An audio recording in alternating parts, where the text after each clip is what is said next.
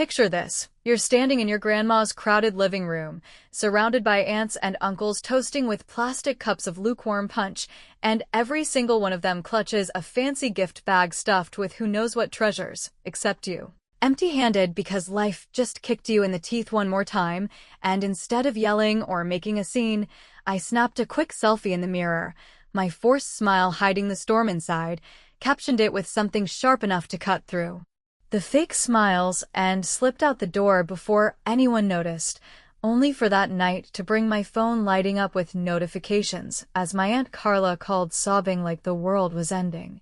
All because of those 20 words I typed that peeled back layers of our family's dirty little secrets, and what happened next will make you question every family gathering you've ever endured, pulling you into a web of resentment and revelation that builds with every awkward hug and whispered aside until the truth dangles just out of reach. I pulled up to Grandma's old brick house in suburban Ohio just as the sun dipped low, casting that golden glow over the manicured lawns that always made our family gatherings feel like something out of a Hallmark card. Though we all knew better because beneath the surface lay the kind of tensions that simmer for decades, unspoken but ever-present in the way relatives sized each other up over potlucks and holiday toasts. At 45, I'd driven 3 hours from my cramped apartment in Cleveland with my 12-year-old daughter Mia in tow,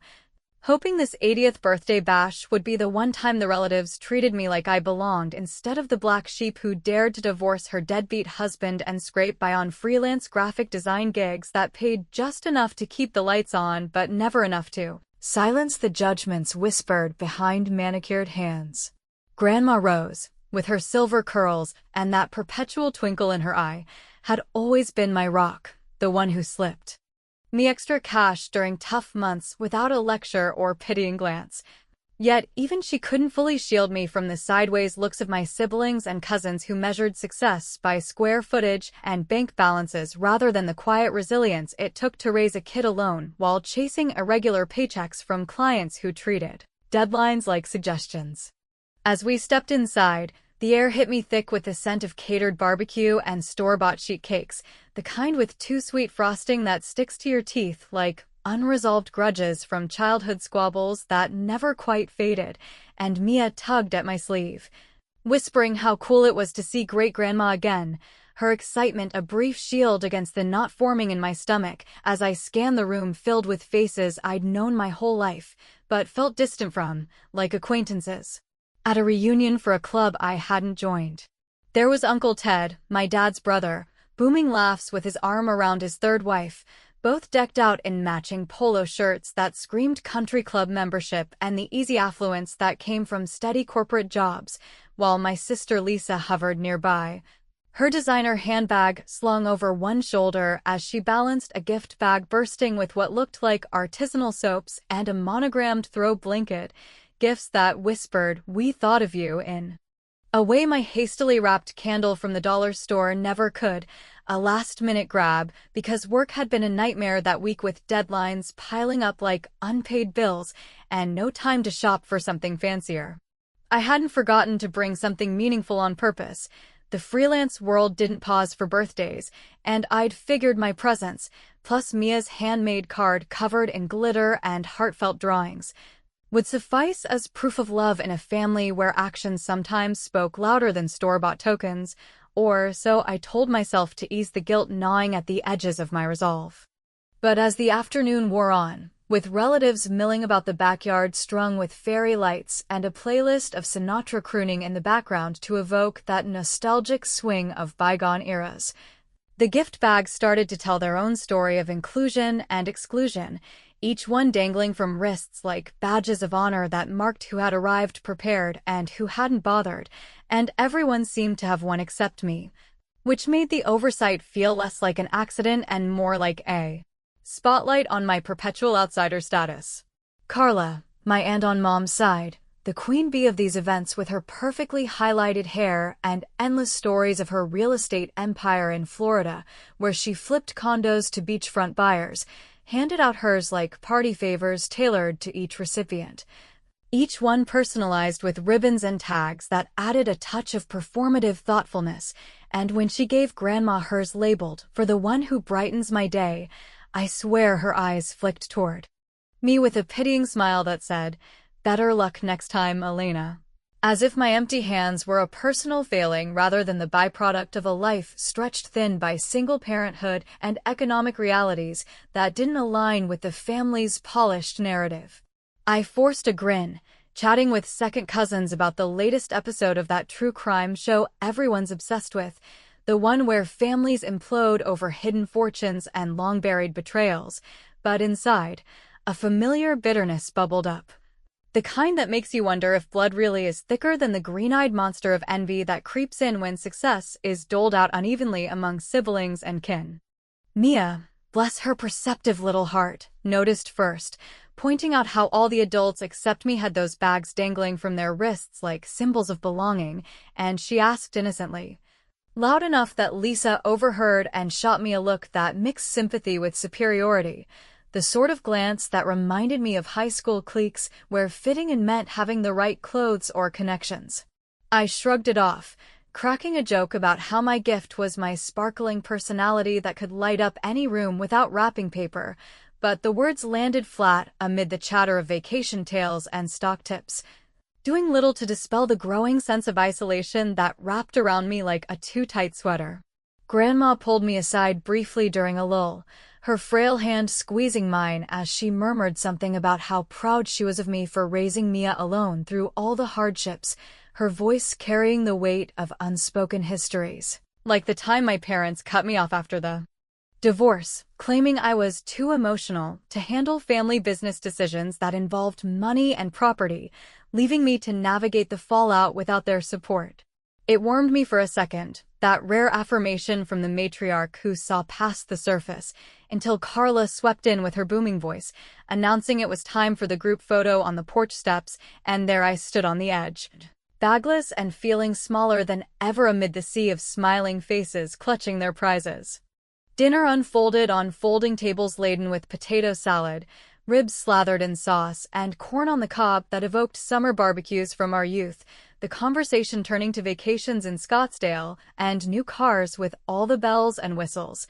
Topics that left me nodding along while mentally calculating how to afford Mia's school trip next month without dipping into savings that barely existed. Uncle Ted regaled us with tales of his latest golf outing, complete with scored details and club recommendations, and Lisa chimed in about her kids' private tutors and the Ivy League dreams she harbored for them. Each story a subtle flex that made my freelance hustle sound like a hobby rather than the grueling grind it was, forcing me to sip the watered-down lemonade and contribute vague smiles instead of the truth about late-night revisions to make ends meet. I kept quiet for the most part, but when Carla passed around a stack of envelopes, something about birthday tokens from the family trust that she described as small gestures of appreciation, I felt the exclusion deepen, like an invisible wall rising higher between me and the inner circle, especially as whispers followed about how these tokens might preview larger gestures down the line, hinting at estate matters without spelling them out. As the evening wound down and people started grabbing their coats amid hugs and promises to visit soon,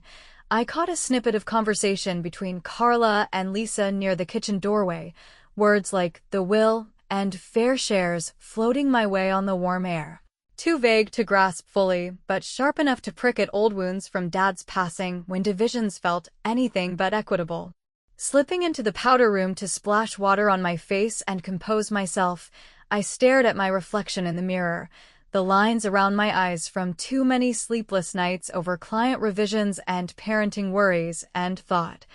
why fight it tonight when the battle lines are drawn so clearly? So no arguments, no drama, just a quick selfie to capture the moment of standing alone in the glow of the vanity light, my expression a mix of resignation and quiet defiance. I typed a caption on the spot, something honest yet laced with that dry humor I reserve for bad days when the world feels stacked against you. At Grandma's 80th, turns out I'm the only one who showed up empty-handed. Family first, right? Hashtag birthday blues, and hit post before I could overthink the potential fallout, pocketed my phone, and headed back out to say goodbyes, the weight of unspoken resentments lifting just a fraction as I hugged Grandma tight, promising to call soon and inhaling the faint lavender scent that always clung to her. Little did I know, as Mia and I drove into the darkening night with the radio humming softly to fill the silence, that those words were about to ignite a fire I couldn't control, with my phone staying silent at first, lulling me into a false sense of witty escape. Until the buzzes started rolling in one by one, each one pulling me deeper into the chaos that had been brewing beneath the surface all along, leaving me to wonder just how far the ripples would spread before the real storm broke. Driving home that night with Mia dozing peacefully in the passenger seat, her small form curled up against the window as the highway lights blurred past like fleeting memories of simpler times when family gatherings ended with full hearts rather than lingering doubts. I replayed the party in my head over and over, wondering if I'd imagined the undercurrent of judgment from aunts and uncles who smiled to my face but exchanged glances that spoke volumes about their perceptions of my life choices. Or if it was just my usual paranoia kicking in after years of feeling like the family's afterthought, the one who didn't quite fit the mold of success they all chased so diligently in their suburban enclaves and corporate ladders. The selfie post had garnered only a few likes from distant friends who offered thumbs-up emojis without probing deeper, harmless enough to make me think it was just a momentary vent that would fade into the digital ether like so many other social media blips. But as we pulled into our apartment complex with its flickering hallway bulbs and neighbors who nod politely but never linger for real conversation, my phone finally stirred to life with a text from Lisa that read, "Saw your pic. Rough day," and though it was vague on the surface, almost kind in its brevity, I knew her well enough from decades of sibling dynamics to sense the subtext woven through it. The way she always phrased her concern to subtly highlight her own stability and the choices that had led her to a life of PTA meetings and minivan commutes, while I navigated the uncertainties of freelance gigs and solo parenting. I didn't reply right away, choosing instead to tuck Mia into bed with a story about Grandma's legendary apple pies from our childhood summers in Ohio. Those lazy afternoons filled with the scent of cinnamon wafting through open windows and endless games of tag in the yard, where worries seemed distant and family bonds felt unbreakable. A narrative that soothed her into sleep while also stirring a quiet ache in me for the innocence we'd all lost along the way to adult resentments and divided loyalties. The next morning over coffee that tasted more like regret than refreshment, brewed from the last grounds in a canister that reminded me of tighter budgets than I'd admit to anyone, I scrolled through the comments on my post and found mostly generic emojis from acquaintances who liked but didn't engage, yet one from my cousin Mark stood out with its directness. "Ouch. Family drama?" Spill, prompting a chuckle from me as I considered the irony of him, the perpetual joker who avoided commitments like the plague, now prodding at my carefully veiled frustrations. Emboldened by the mild attention, I added a follow-up story featuring a photo of Mia's glitter-covered card, captioning it with "Gifts come in all sizes, but some folks forget that." To deliver a light jab that felt satisfying in its subtlety without crossing into the territory of outright war that could fracture the already tenuous family ties.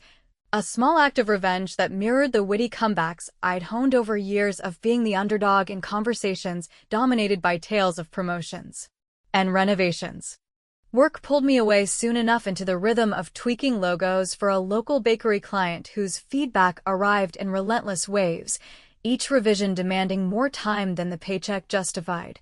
But the unease from the previous evening lingered like a shadow in the corner of my home office, refusing to dissipate even as I powered through the tasks that paid for Mia's braces and our occasional movie nights at the discount theater. By afternoon, with the sun filtering through half-drawn blinds in a way that cast long patterns on the cluttered desk,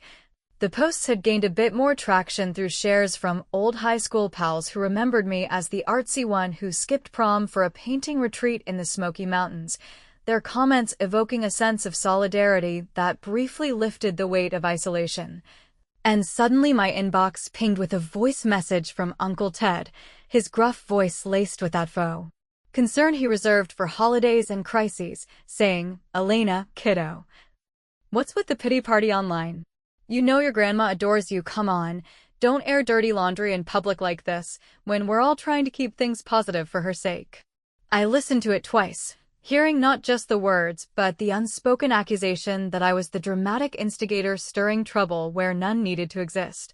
The same tone he'd used years ago during the messy division of Dad's estate when shares felt uneven and his side walked away with the lake house, while I settled for a modest check that barely covered moving costs after the divorce. It irked me deeply, that assumption painting me as the villain when all I'd done was point out the obvious discomfort of standing empty-handed amid a sea of thoughtful gestures. A reality check on whether family truly meant unconditional support or just performative rituals that favored those who could afford the flashiest contributions. I brushed it off with a quick text replying, "Just joking around, Uncle T." No harm intended in sharing a laugh, but inside, the conflict brewed hotter. Memories surfacing unbidden of Christmases where Carla's extravagant gifts for the kids outshone my handmade ornaments and budget books, her whispers to Mom about how I needed to get my act together, echoing louder now in the quiet of my afternoon break as I stared at the screen. Mia came home from school chattering animatedly about a project on family trees that required drawing branches of relatives and their stories, a topic that hit too close to home with its emphasis on connections and legacies. And over our Friday staple of mac and cheese bubbling on the stove with extra cheese to stretch the meal, I shared a sanitized version of the party events, laughing about the gift bag oversight to keep things light and prevent her from sensing the undercurrents of hurt that adults carry like invisible baggage.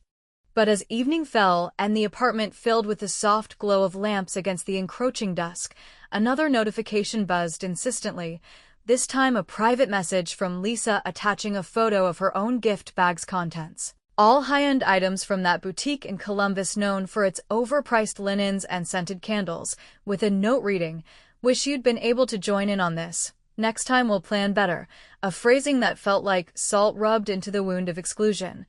Her way of underscoring the divide without outright saying it, as if my circumstances were a choice rather than a series of unfortunate necessities. I fired back a simple thumbs-up emoji to maintain the peace, but my fingers itched for something sharper, a retort that would highlight the hypocrisy without escalating into the family feuds we'd all witnessed at funerals and weddings over the years. That night, as I scrolled mindlessly through feeds before bed to unwind from the day's tensions, the posts' views had climbed steadily, drawing comments from strangers who related to the family outsider vibe with their own anecdotes of being overlooked at milestones. One even sharing a detailed story about skipping a reunion after similar snubs that mirrored my experience in ways that made the isolation feel less personal and more like a universal rite of passage for those on the fringes. It bolstered me somewhat, that unexpected sense of solidarity from faceless supporters who understood the sting without needing explanations. But then Carla's name flashed unexpectedly on my screen, not a call this time, but a friend request on a secondary account I'd forgotten about and used only for venting about freelance woes and the occasional rant on rising grocery costs, the one where privacy settings were lax enough to expose raw thoughts to the wrong eyes. Weird and out of character for her, I thought, accepting it out of curiosity tinged with wariness, only to see her profile filled with curated posts about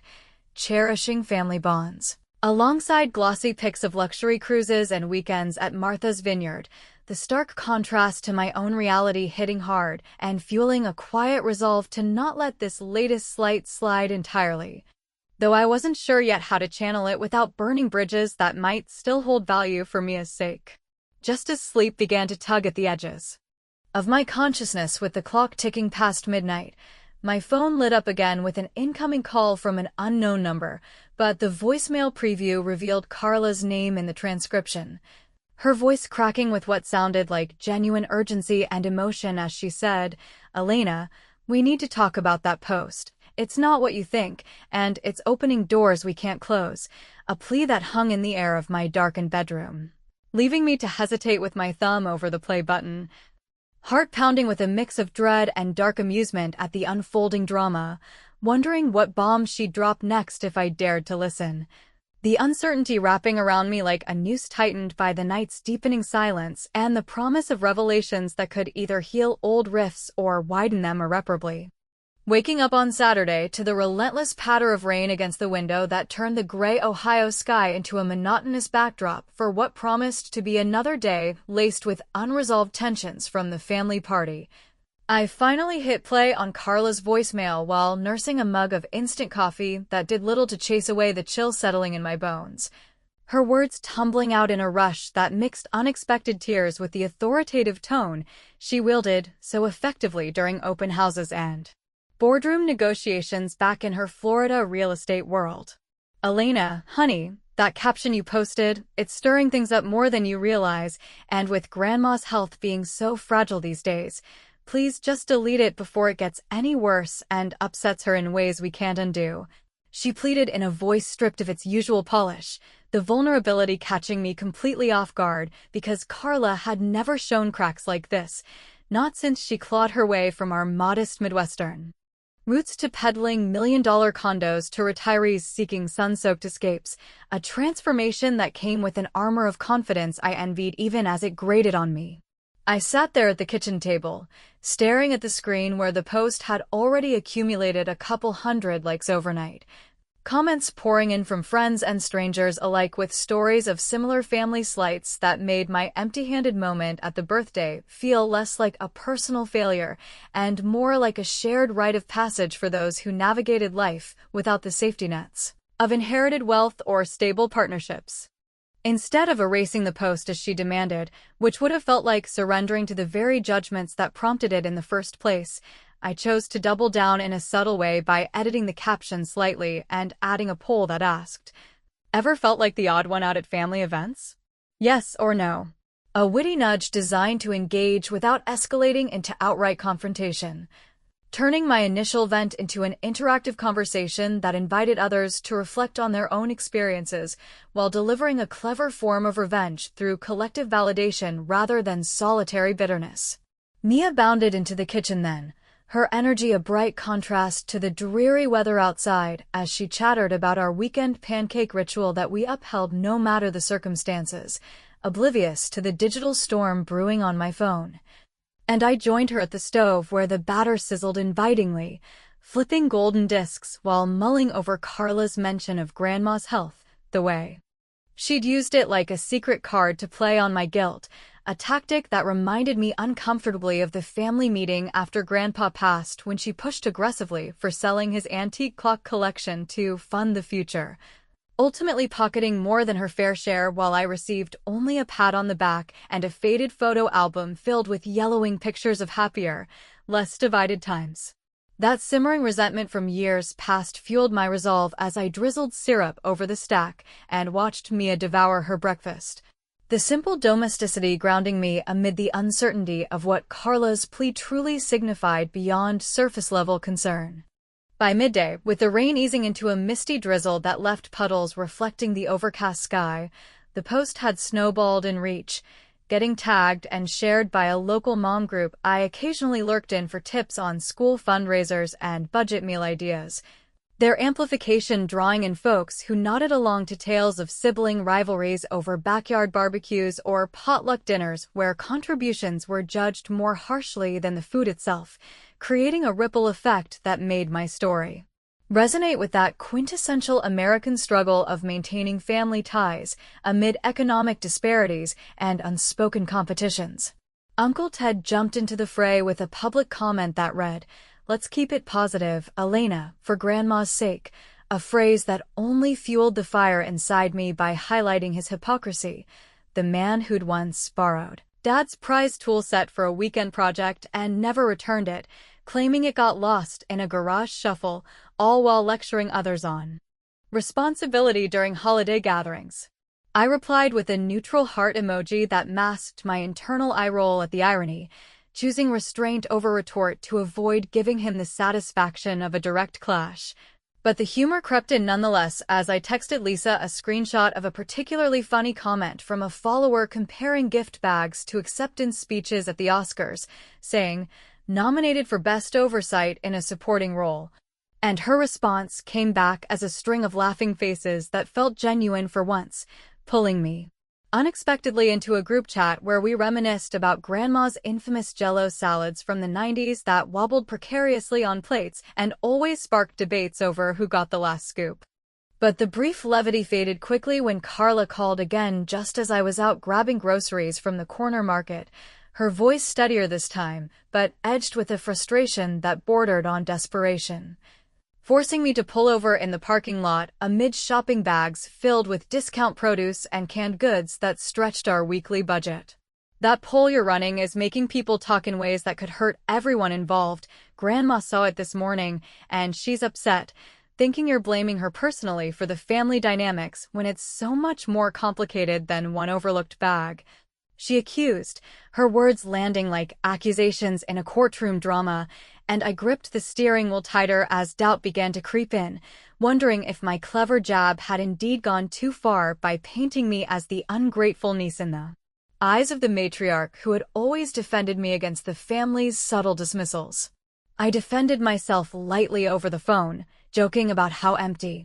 hands supposedly build character in the grand American tradition of pulling yourself up by your bootstraps, but she pressed on relentlessly, dropping a tantalizing hint about unfair assumptions embedded in the family dynamics that left me reeling with questions. Did she mean the envelopes passed around at the party as previews of inheritance tweaks, or something juicier like the long-rumored discrepancies in Dad's estate where her influence had swayed decisions in her favor? The call ended abruptly with her promising to explain everything in person soon, a vague assurance that hung in the air like the humid mist outside, leaving me to stare at the bags in my trunk, the rain mirroring the turmoil swirling inside as I pondered whether this was the beginning of true accountability or just another layer of deflection from the queen bee herself. The afternoon blurred into a haze of editing a client's brochure on my laptop, the cursor blinking accusingly as notifications kept pinging intermittently. A relentless mix of supportive messages from online allies who praised my honesty and subtle shade from more distant relatives who implied I was overreacting to a minor slight, each one chipping away at my confidence in the path I'd chosen. Humor became my shield once more. I muttered to myself about the absurdity of it all, how a single selfie had turned into this unintended exposé on familial inequities, akin to those viral stories of holiday dinners gone awry that circulate every Thanksgiving on social feeds. As evening approached and Mia returned from her playdate at a friend's house with tales of arcade victories and shared snacks that evoked carefree childhoods, I crafted another story update featuring a throwback photo of Grandma and me from my 20s, arms linked during a county fair visit with cotton candy in hand. Captioning it, "Some gifts can't be wrapped, love like this endures no matter the packaging," a pivot toward warmth that softened the post's edge while keeping the underlying suspense alive for those following the thread. Tucking Mia into bed later with kisses on her forehead and whispers of dreams about adventures yet to come, I checked my phone one last time out of habit, my heart skipping a beat at a new direct message from an unknown sender that included a screenshot of my original post forwarded to what appeared to be a family lawyer's email address, accompanied by a cryptic note reading, "This could complicate things far beyond what you intended. Be careful what you wish for." Panic flickered through me like a sudden storm cloud, mingling with a thrill of dark curiosity about who had sent it and what exactly those things entailed in the shadowed corners of our family's financial history. But I set the phone down on the nightstand with deliberate calm, the uncertainty coiling tighter around my thoughts as I lay in the dark, bracing for the inevitable knock of consequences that felt closer than ever, wondering if the revenge I'd sought so subtly was about to consume more than just the targets I'd aimed for. Sunday dawned with a gray, unrelenting sky over the Midwest landscape that matched the heavy mood settling in after the whirlwind of online interactions sparked by my seemingly innocuous selfie, the kind of weather that turns neighborhood streets into slick mirrors reflecting the inner turmoils of those who venture out. And I spent the morning dodging a barrage of messages on my phone while pretending to focus on a video call with a particularly picky client who nitpicked every single font choice and color scheme in the marketing materials as if they were matters of national importance rather than simple branding for a small hardware store. The post's momentum had not slowed down in the slightest overnight, instead surging forward to hit 1,000 interactions by breakfast time. with strangers from across the country chiming in through comments that shared their own tales of being sidelined at family milestones like weddings or anniversaries where the emphasis on material gestures overshadowed the emotional ones, resonating deeply with that classic American dream narrative gone awry where hard work and resilience don't always secure you a rightful place at the communal table laden with opportunities and affections. I skimmed through the influx quickly while stirring oatmeal for Mia, a wry smile tugging at my lips at the unexpected validation pouring in from women my age who described similar battles with in-laws and siblings over holiday inequities. But I made a point to delete a few comments that veered too personal or accusatory, aiming to steer the conversation away from outright vitriol that could paint me as the antagonist in this unfolding family saga rather than the relatable underdog seeking a modicum of acknowledgement. Work demands interrupted the scrolling session harshly, pulling me back into the virtual meeting where the client's voice droned on about alignment and visibility. But even as I nodded along and adjusted pixels on my screen, Carla's earlier hints from the phone call replayed persistently in my mind like a looped recording, her mention of complications tying directly into the mysterious screenshot from the unknown sender. And I couldn't shake the growing feeling that my witty little selfie had inadvertently cracked open a door to something far more rotten within the family's financial underbelly, much like discovering that the apple pie at a church social potluck was not homemade with love, but purchased from a discount bakery to cut corners on effort. After finally hanging up the call with promises of revisions by end of day, I reached out to Lisa in a moment of seeking alliance, her voice coming through the speaker bright but laced with caution as she confessed that the family group chat had exploded into a frenzy of debates, with uncles and aunts weighing in on whether I was merely attention-seeking through my posts or genuinely highlighting an honest oversight. And Uncle Ted had even thrown in one of his trademark dad jokes about not looking a gift horse in the mouth that fell completely flat amid the tension, eliciting only eye-roll emojis from the participants. We shared a laugh over the absurdity of it all during that brief sisterly exchange, a rare moment of camaraderie that harkened back to our teenage years whispering secrets under blankets at sleepovers, but she slipped in a pointed warning soon after, saying, "Carla's really on a warpath this time, Elena. She claims you're digging around with these polls and updates could seriously affect Grandma's peace of mind, especially now when things are so delicate," the word now hanging in the air like an unspoken clue that demanded clarification. That single word prompted me to probe gently, recalling the stack of envelopes Carla had distributed so ceremoniously at the party as what she called birthday tokens from the family trust, only for Lisa to hedge her response with a vague, "It's all so complicated. You know how Aunt Carla gets whenever money or property comes into play, always acting like she's the guardian of the family's future," a phrasing that suddenly clicked in my mind as a major twist, revealing that those envelopes weren't mere symbolic gestures, but likely previews of upcoming revisions to Grandma's will where Carla was positioning herself firmly as the executor, edging out branches of the family like mine who didn't conform to her vision of wealth preservation and success. The realization fueled a pulse of vengeful energy within me, sharp and satisfying in its clarity, as I considered how the gift bags at the celebration had been mere surface-level symbols of a deeper systemic favoritism that stretched back through years of estate decisions and inheritances doled out unevenly, and in response to this fresh insight, I messaged the group chat immediately with a photo of an old family recipe card from Grandma's handwriting for her famous pecan pie, captioning it thoughtfully, "Real gifts are the ones that last through generations. Let's remember that amid all the wrapping," a clever sidestep that shamed the superficiality without naming specific culprits, drawing in likes and supportive replies from unexpected allies like Mark, who added fire emojis to show his quiet endorsement. Mia and I headed out to the local park afterward to burn off some of the cabin fever building inside from the rainy confinement, her laughter echoing as she swung high on the chains while I sat on a weathered bench overlooking the playground. Fielding yet another call from Mark, who, emboldened by the online buzz, spilled more beans over the line about how Carla had been angling aggressively for control of Grandma's modest nest egg for months on end, whispering to various relatives about the need to protect the legacy from what she deemed unwise hands, all while systematically sidelining my branch of the family ever since Dad's untimely passing when she conveniently misplaced key documents that would have entitled me to a fairer cut of the proceeds from the sale of his workshop. That confirmation from Mark ignited the fire of resentment I'd kept banked for so long. Thoughts bubbling up with a light vulgarity in their edge as I imagined Carla's so-called real estate integrity being as flimsy and self-serving as a house of cards built on the shaky foundations of family loans she'd never fully repaid.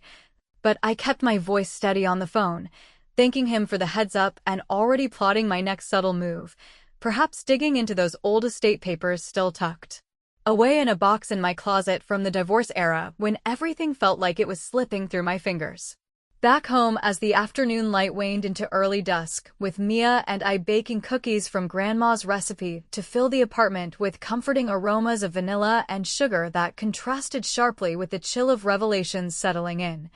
another twist arrived unannounced in the form of a direct message from Carla herself, attaching a scanned copy of a letter from the family attorney that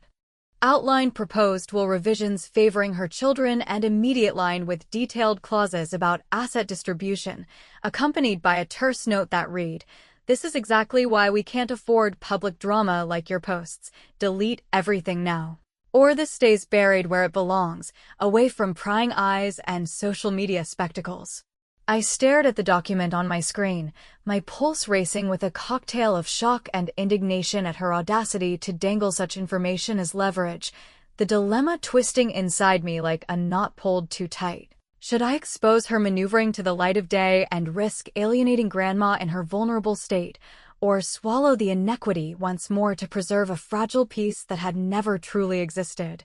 Humor served as my immediate armor in that moment of confrontation. I replied to her message with a gif of a cartoon detective peering through a magnifying glass, captioned simply "buried how, exactly," to probe further without committing to any rash actions.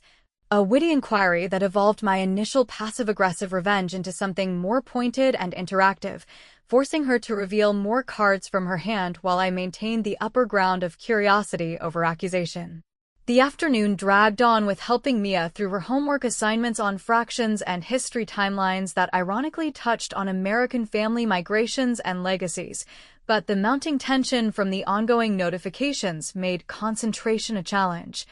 As the post continued to be shared in local Facebook groups where women in their 40s and 50s vented about in-law battles and the subtle hierarchies of holiday gatherings, their stories amplifying the emotional resonance of my own experience and drawing me deeper into a web of shared frustrations. By dinner time, with plates of spaghetti and meatballs steaming on the table as a simple comfort meal, Uncle Ted placed a call that shifted his usual jovial tone to something more serious and conciliatory, hinting at an impromptu family meeting that Carla was aggressively pushing to convene in the coming week for the purpose of clearing the air once and for all. But he cut the conversation short abruptly when I pressed him for details on the will revisions, muttering something about not wanting to get in the middle before hanging up and leaving me with a pile of unanswered questions that loomed larger than the uneaten garlic bread on the counter. As night fully enveloped the apartment in its quiet hush, I scrolled through the escalating comments on my post, encountering a potent mix of heartfelt support that emboldened my stance and cutting shade from relatives who implied through passive phrasing that I was blowing a minor incident out of proportion, each interaction making me wonder deeper if this digital stand of mine represented clever salvation from years of being overlooked or merely a foolish unraveling of the few ties that still connected me to my roots, ties frayed but holding fragments of history and belonging for Mia's future. Tucking Mia into bed later with gentle stories of Grandma's youthful adventures on the family farm that painted pictures of resilience and unbreakable spirits, my phone buzzed once more in the dim light of the hallway, not from Carla this time, but from Grandma's home number displayed prominently, the line crackling faintly before a nurse's calm voice came through to explain that she was resting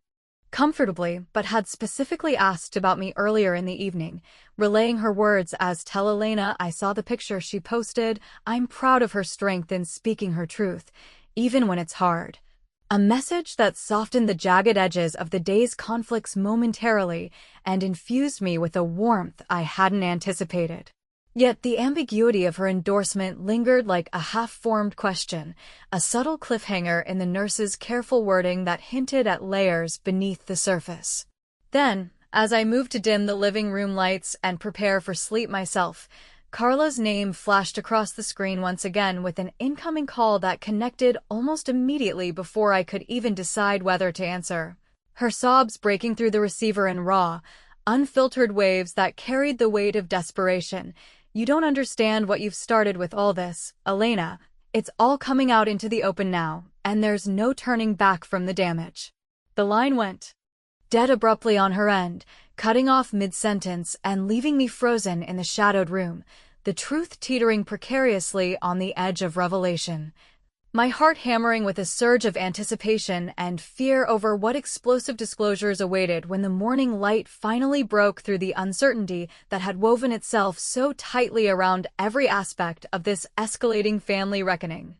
Monday morning broke with a deceptive calm that filtered through the half-open blinds of my apartment window,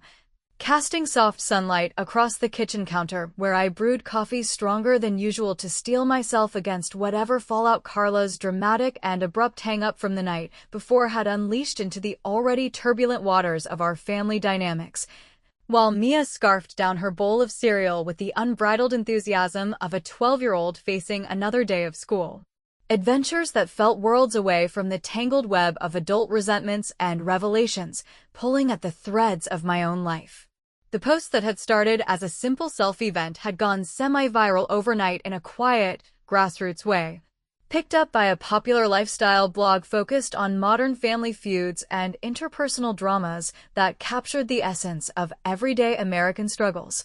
Their article quoting my original caption verbatim and sparking heated debates in the comment sections where readers from all walks of life dissected the unfairness of generational wealth hoarding within bloodlines, the kind of inequities that hit home particularly hard for anyone who had watched parents or grandparents favor the stable and successful siblings over the dreamers and survivors scraping by on grit and occasional strokes of luck. I skimmed through the article quickly over my second cup of coffee, a wry smile forming despite the knot in my stomach at the unexpected validation from strangers who saw their own stories mirrored in mine. Tales of overlooked contributions at milestones and the quiet dignity of standing empty-handed amid abundance. But I took a deliberate moment to delete a handful of overly personal or inflammatory replies that threatened to tip the narrative into outright toxicity, aiming to preserve the post as a thoughtful reflection rather than a battleground for anonymous score settling that could reflect poorly on me in the eyes of those who mattered most. The demands of work intruded soon enough through a series of emails demanding revisions on the hardware store project, pulling my focus back to the screen where deadlines loomed like storm clouds. But even as I adjusted layouts and responded to client queries with professional poise, the scanned letter from the family attorney that Carla had sent the previous day burned persistently in my thoughts. Its detailed clauses outlining her bold maneuvers to lock down Grandma's assets, including that cherished lake house Dad had always promised would one day be mine as a symbol of his quiet pride in my independence, now twisted into her carefully crafted narrative of preserving family values, at the expense of those who didn't align with her vision of prosperity and conformity. This realization forced a profound internal dilemma upon me, making me question deeply whether my initial selfie stunt and the subsequent online engagements represented true strength in voicing long-suppressed truths or merely a form of sabotage that played into the hands of those who thrived on division, especially when Grandma's fragile health hovered in the background like an unspoken veto on any actions that might cause her distress. A consideration that would likely make viewers side-eye my choices here as they weighed the pettiness of public airing against the potential for genuine healing in private confrontations. Lisa texted me mid-morning during a brief lull in the workflow, her message urging a strategic pullback from the escalating digital fray with words like, "Carla's absolutely spiraling out of control now, Elena. She's ranting that your continued digging with these updates could tank the entire family trust and unravel years of careful planning." And she attached a blurry photo of an old document from Dad's estate proceedings that hinted at contested claims Carla had apparently buried deep in the archives, the twist unfolding like a slow reveal in one of those true crime podcasts where family loyalties mask darker deceptions. That attached image hit me like a gut punch, confirming suspicions I'd harbored for years about discrepancies in the estate division following Dad's passing, where Carla hadn't just sidelined me through subtle influence, but had actively falsified or misplaced records to boost her own share while leaving my mom, her own sister, strapped with mounting medical bills that ate away at any potential inheritance, a betrayal that crystallized the gift bags at Grandma's party as mere superficial symbols of a much deeper pattern of theft and favoritism stretching back through decades of shared holidays and whispered confidences. It was the ultimate emotional crossroads, fueling a surge of vengeful satisfaction at having inadvertently forced this ugliness into the light through my posts, yet leaving me conflicted over the cost to relationships that, however flawed, formed the backbone of Mia's extended family network and the nostalgic anchors to my childhood summers by the lake. Humor emerged as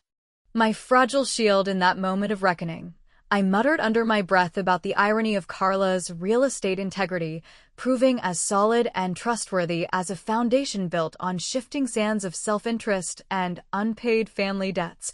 A light vulgarity in the thought that underscored the absurdity without descending into outright bitterness. Emboldened by the clarity, I reached out to Uncle Ted for what I hoped would be some much-needed backup in navigating this minefield, his reluctant admission over the phone confirming the long-rumored fraud in vivid detail. Years earlier, Carla had altered appraisals on family properties to skim off the top under the guise of helping the family weather tough times, justifying her actions as noble sacrifices while in reality padding her burgeoning empire and leaving my side of the family to fend for scraps amid the fallout. This confirmation from Ted ignited a profound sense of vindication within me, transforming the clever catalyst of my original post from a petty jab into a pivotal tool that had pried open the lid on systemic injustices I could no longer ignore. And in a move that felt both satisfying and strategic, I crafted a final update to the thread that served as a graceful exit. A simple thank you note to all the supporters who had shared their stories, accompanied by no more polls or provocations, just the reflective caption grateful for the real connections that shine through amid all the noise and distractions of life, a witty form of closure that hinted at quiet victory without descending into gloating or further escalation, drawing an immediate flood of likes and heartfelt messages that turned the emotional tide in my favor as the afternoon wore on. Yet the day's tensions peaked in the early afternoon with the call I had both dreaded and anticipated, Carla's number flashing once more on my screen as I stepped away from the computer for a quick break, the line connecting with her voice raw and trembling from evident hours of crying that stripped away the veneer of control she usually projected so effortlessly. "Elena, you have to stop this madness right now. Grandma's will isn't what anyone thinks it is, and everything I've done was to protect you from the absolute mess Dad left behind with his hidden debts and poor choices." She wailed through sobs that echoed the built-up uncertainty I'd layered through every ignored hint and half-revealed truth across the previous days, the major revelations spilling out in fragmented bursts that painted a picture far more complex than simple greed. Not only the estate fiddling I'd suspected, but a concealed gambling addiction Dad had battled in his final years that Carla had covered silently by dipping into family funds and altering documents to shield the broader kin from bankruptcy proceedings. Her resentment toward me stemming from what she perceived as my ungrateful attitude after she shouldered those burdens alone without recognition or repayment. This flipped the entire script in an instant, casting my meticulously planned revenge, which had felt so clever and satisfying in its exposure of hypocrisies, as the unwitting role of villain in a narrative where Carla emerged as a flawed but loyal guardian cornered by circumstances beyond her control, her tears now evoking a reluctant sympathy that clashed violently with the indignation still burning in my chest, forcing me to confront the dilemma of whether her sacrifices justified the inequities, or merely excused a pattern of manipulation that had eroded trust over generations. She continued pleading through the receiver, her voice breaking as she whispered details of a secret codicil in Grandma's will that actually named me as the primary beneficiary of the lake house after all. Contingent solely on maintaining family unity in the face of external threats, like Dad's creditors who might still lurk in the shadows, a bombshell that dangled the promise of restitution while tying it to an impossible ideal of harmony amid the fresh wounds. Just delete everything you've posted, Elena, and we can fix this together without dragging Grandma through more pain. Promise me you'll consider it, she begged, but the line crackled with static interference just as her final words began to form, cutting off mid-sentence with a garbled, or it all falls apart in ways you can't imagine. Leaving the conversation hanging in unresolved limbo as I sat there gripping the phone, the weight of the ambiguity pressing down like the humid air before a summer storm. I hung up slowly, my eyes drawn back to the screen where the post still glowed with its mix of support and scrutiny, fingers hovering indecisively over the delete button as the profound choice loomed larger than ever: expose the full, messy truth to claim the justice I deserved and risk shattering Grandma's final years with public scandal, or extend forgiveness on these shaky terms and rebuild a family legacy fraught with half-truths and grudging affections that might never fully heal. Mia's school bus rumbled to a stop outside in that moment, pulling me back to the present with her cheerful wave through the window as she bounded inside full of stories about science fair projects and playground triumphs. Her innocence a stark reminder of why these battles mattered beyond personal vendettas, and as I waved her off with a forced smile that masked the inner turmoil, the full weight of the situation settled over me like a familiar yet heavier blanket. Families like ours stitched together with layers of half-truths, buried debts, and grudging loves passed down through 80th birthdays and beyond, inevitably leave you pondering whether the real gift amid the mess is the raw strength to confront it all or the quieter wisdom to walk away unchanged, carrying the unresolved echoes into whatever comes next. What would you do in the face of such tangled loyalties and revelations teetering on the brink? The question lingers in the quiet room long after the bus fades into the distance, unanswered and open to the interpretations of those who have ever stood empty-handed at the edge of their own family thresholds, inviting reflection on the fragile lines between revenge and redemption that define us all.